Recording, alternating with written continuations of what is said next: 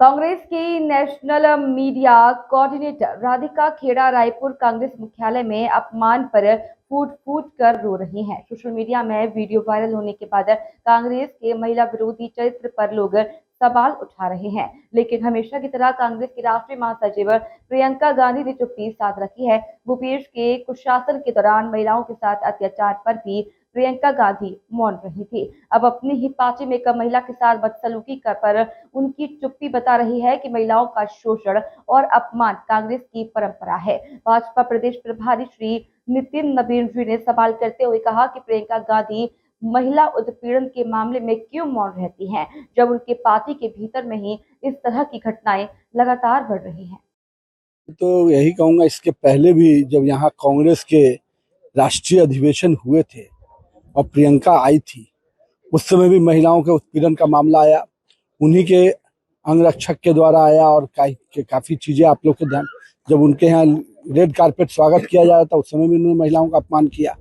और आज उनके पार्टी में फिर से एक मामला आया है और उनके राष्ट्रीय प्रवक्ता के साथ महिला उत्पीड़न का विषय और महिलाओं का अपमानित करने का विषय आ रहा है।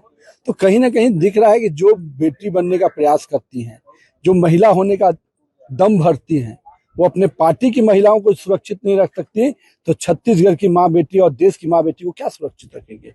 मैं तो प्रियंका जी से पूछता हूँ कि पहले इसमें सफाई दीजिए।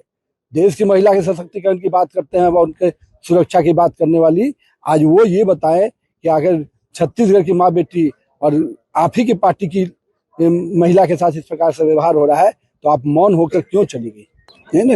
जिन्होंने संविधान को नेशनल हेराल्ड के हवाले कर दिया, जिन्होंने संविधान को चीन के हिसाब से चलाने का प्रयास किया, वो बोलेंगे।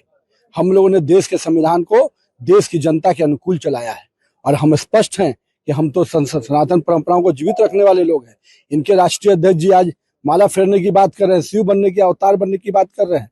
उस दिन कहा था जिस दिन उनके बेटे ने सनातन परंपराओं को चोट किया, भारतीय संस्कृति के देवी देवताओं का अपमान किया, उस दिन क्यों चुप थे ये।